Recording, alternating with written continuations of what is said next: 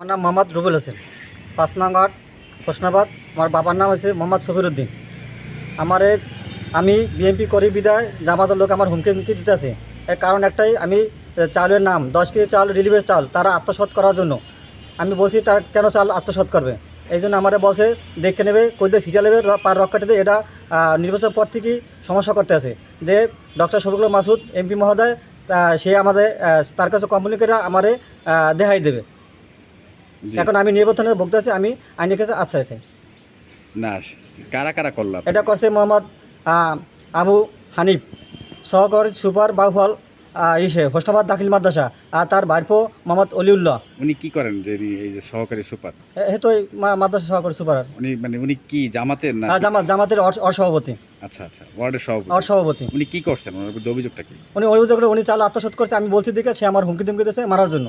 আচ্ছা, এখন আপনার এই ব্যাপারে কি থানায় জানাইছেন কিনা? থানায় জানানে জানাবো, আমি আর কি জিডি করবো।